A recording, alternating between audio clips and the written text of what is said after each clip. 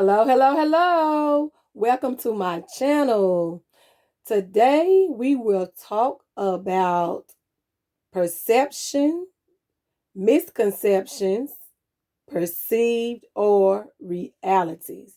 And don't forget, while you're watching this video, to subscribe, like, and share so that others can hear this as well.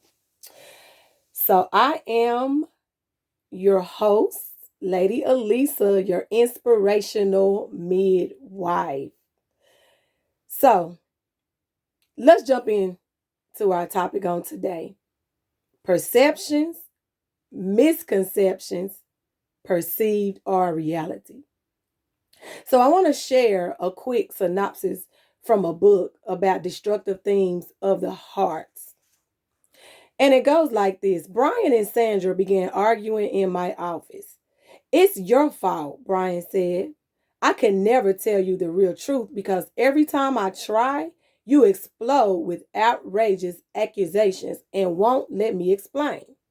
You've accused me of hiding the truth from you since the day we got married." "That's so untrue," Sandra retorted. "The reason I explode is that you give me no choice. When you lie to me with the small stuff, how can I possibly trust you with the big things?" As the arguments escalated, I broke into their blame game with a simple illustration. I reached over to my shelf and grabbed a glass jar filled with water. A small amount of sediment they could not see had settled to the bottom. I vigorously shook the jar, and the water began to turn muddy brown. I turned to Brian and Sandra and asked, "Did shaking the jar make the water dirty?" I love easy questions, don't you? Obviously, the answer was no. Shaking the jar did not dirty the water. Shaking the jar only exposed the dirt that had settled along the bottom. Sandra's explosive temper may push Brian's buttons, but her anger does not make Brian lie to her. Brian's deception? Oh, yes, it contributes to Sandra's mistrust of him. However, his lies, they do not cause her explosive temper or suspicious nature. Talk about misconception, perception, perceived, or reality. Have you ever been in a situation as such? So as we see here, our friends have two different perceptions of things. And both of them, in essence, tries to play the blame game. But does that really resolve anything? Because after all, the difference between misconception and misperception is that misconception is a mistaken belief, a wrong idea, while misperception is an incorrect perception. And we know that perception is the ability to see, hear, or become aware of something through the senses. And so here we see this couple, they definitely have different perceptions. And again, attempting to play the blame game. And so the counselor just gave a simple example of the glass that had some sediment settled at the bottom.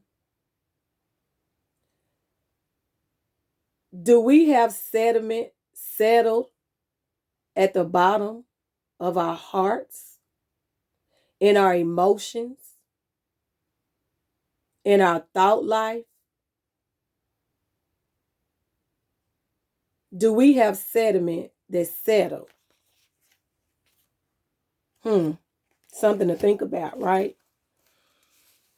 Because if it gets shaken up by trials, tribulations, situations, and circumstances, what is it going to look like? Is it going to look muddy? or will it remain clear?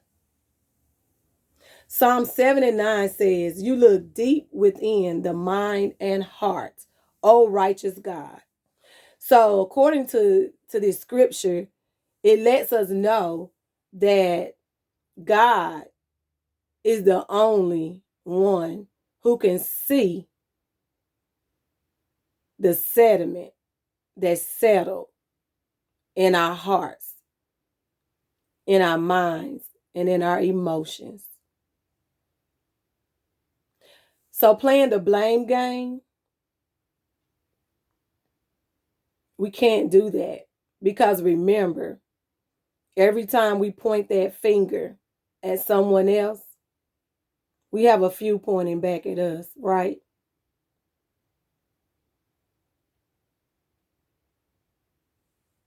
So what is your perception?